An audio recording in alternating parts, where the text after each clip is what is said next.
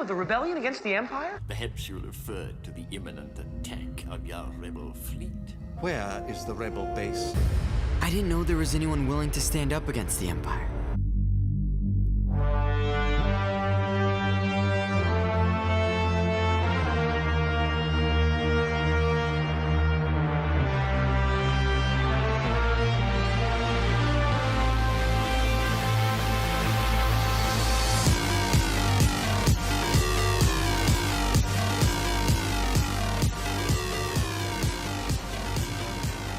Welcome to this week's Rebel Recap. I'm Tyler, joined by my lovely wife, Christine. Hey, guys.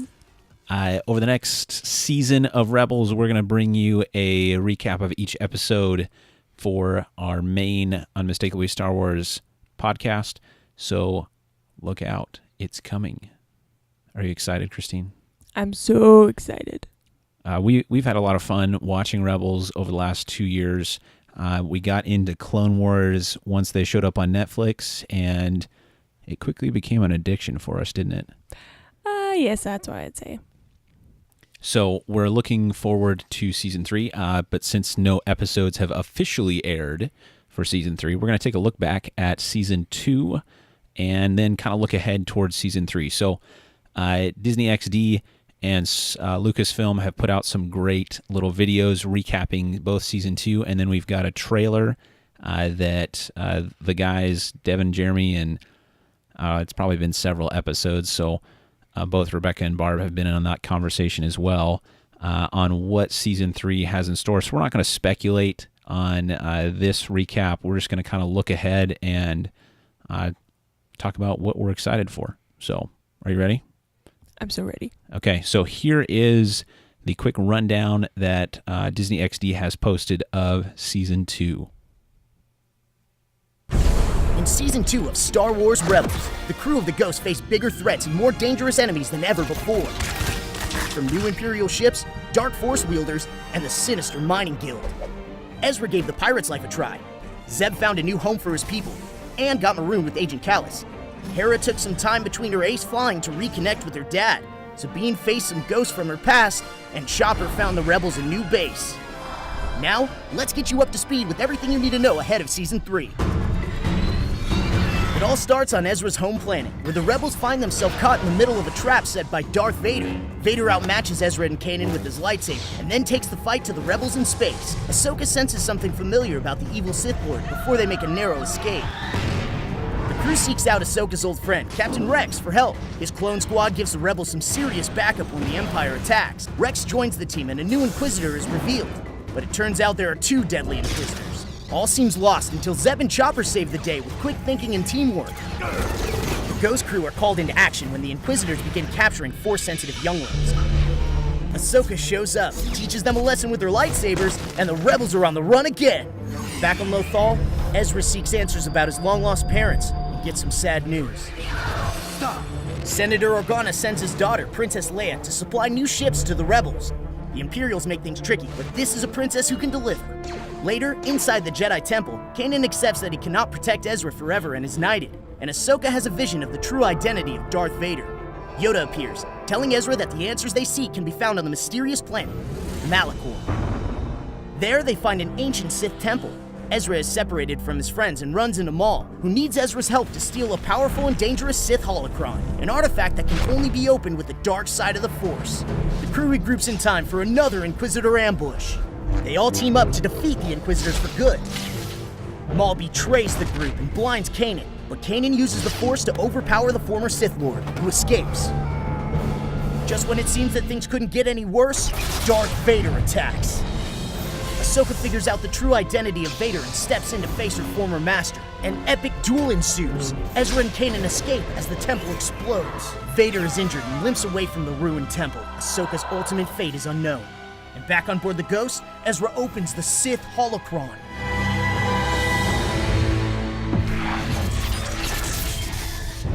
Will Ezra be tempted to the dark side? Will Maul return to seek revenge? What does the Empire have in store for the Rebels next? All will be revealed in Rebels Season 3. So a pretty great season, right? Yeah. I think it definitely picked up towards the end had some episodes that kind of were a little more kiddish, I guess. It is a kid's show. But what were your favorite parts of season 2? I think my favorite is having Ahsoka part of the storyline. Yeah. It was fun and obviously super interesting before that, but once Ahsoka came in, it was suddenly like, okay, this is intense and this is connected to Clone Wars. This is part of the main story. Yeah, I think that was one of my favorite parts too, is all the things that were connected with Clone Wars, so all those tie-ins. I think they're doing a really good job of bringing some stuff from prequels,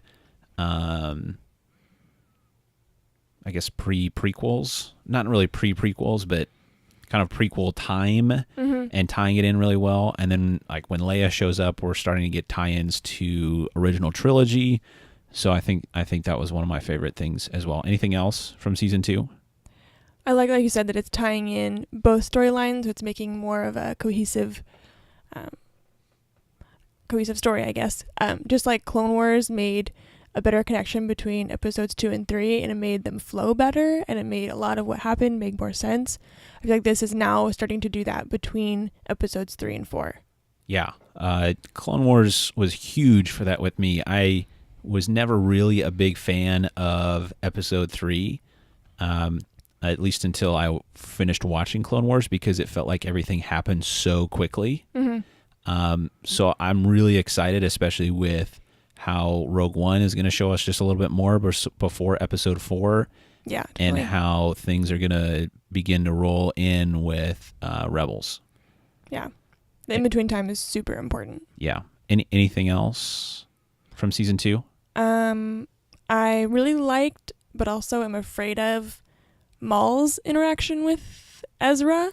It's super cool and interesting, but I really don't want Ezra to go to the dark side. That would make me extremely sad. Yeah, there seems to be some insinuation that might happen, and I think we get that much more of that picture. Right at the end of season 2, he opens up, the Sith holocron seems to be enticed, kind of just like Anakin was, towards the dark side by Maul. But the season 3 trailer definitely insinuated a lot more of that. It does. So let's take a listen to that right now as we look forward to season 3.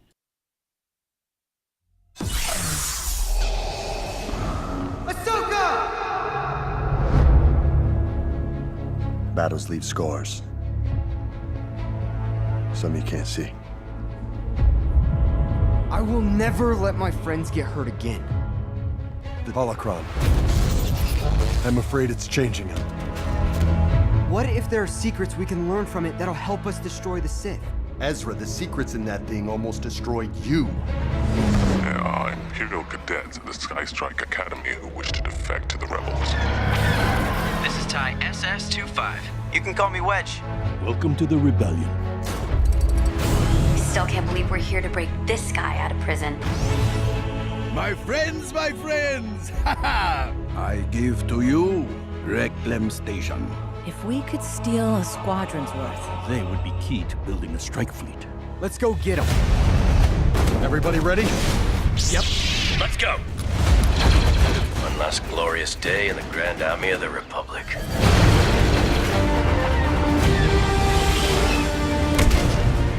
Flying stormtroopers? Worse, Mandalorians who serve the Empire. You haven't forgotten our ways. That has earned my respect.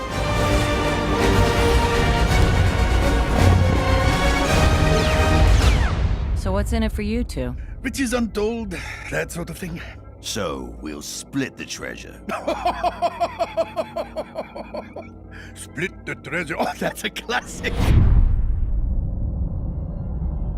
Governor Price, these rebels have proven particularly stubborn.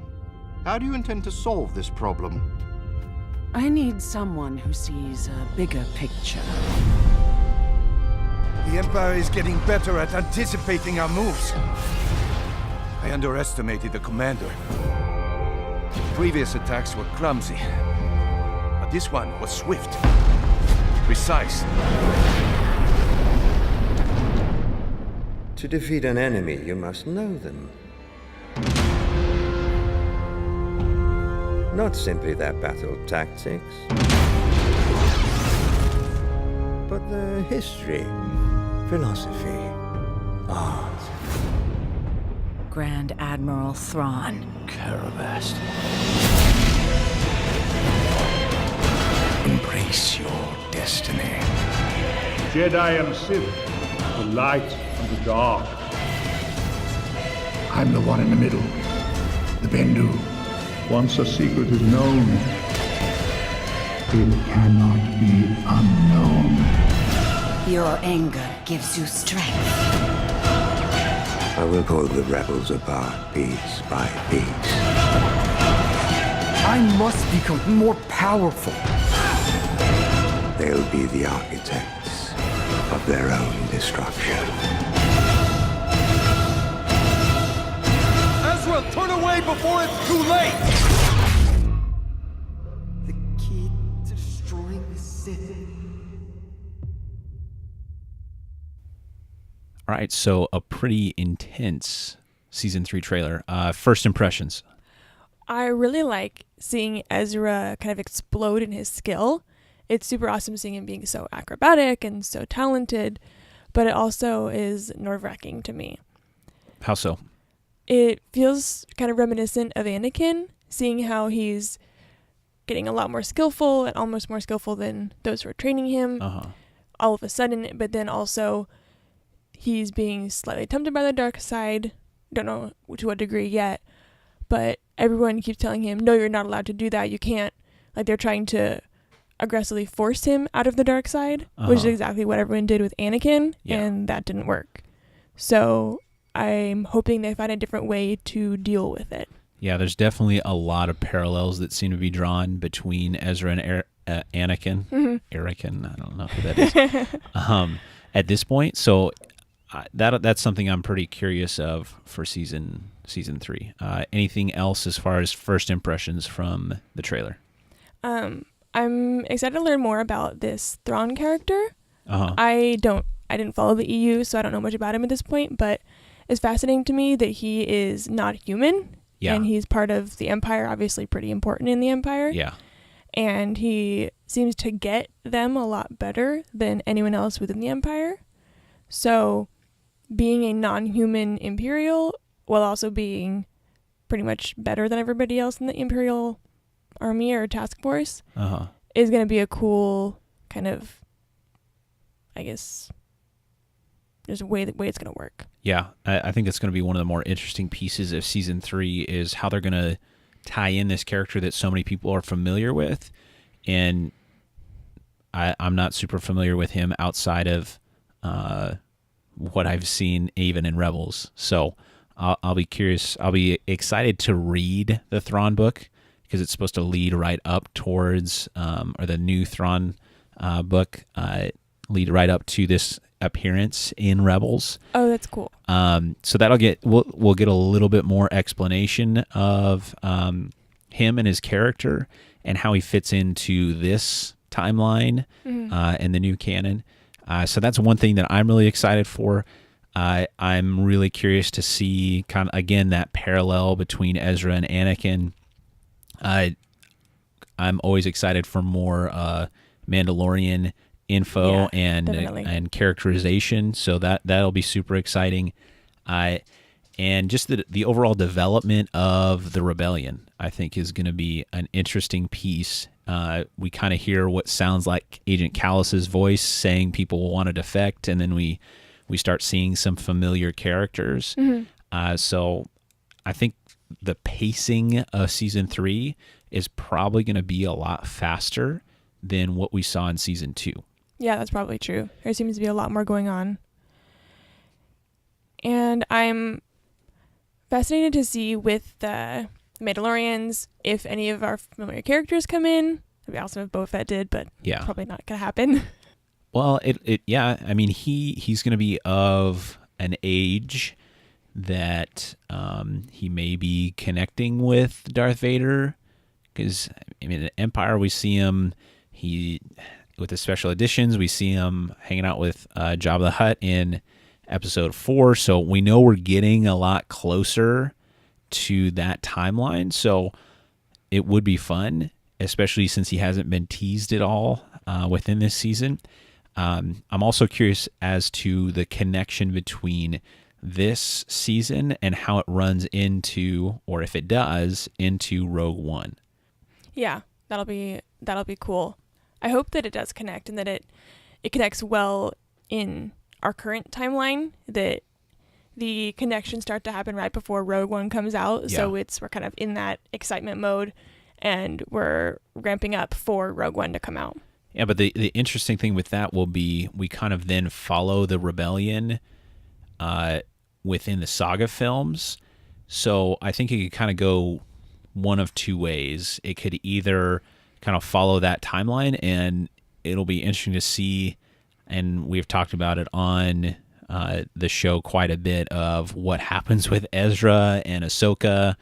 Ahsoka's another big question. We'll come back to her in a second. But or if we get a larger view of the rebellion and the galaxy of Star Wars through Rebels, which would be something really interesting.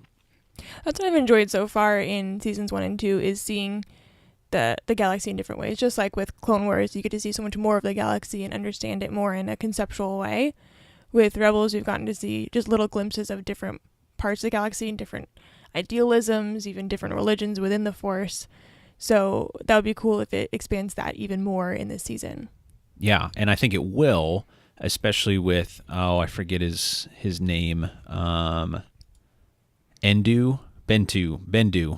Oh, yeah. Yeah, that big creature in between the dark and light. So we see him in the trailer. He talks. It kind of seems like Kanan's going to be on his own sort of spiritual journey through this season. So as he's been training Ezra, it sounds like, or it looks like he's going to take kind of a step back from the leadership role now that he's been I guess disabled. Yeah. With at least his vision, but we see at the end of season 2 that he uses the Force as his vision. So it'll be interesting to see how that plays in, and then the dynamic that's created between him and Ezra. Yeah.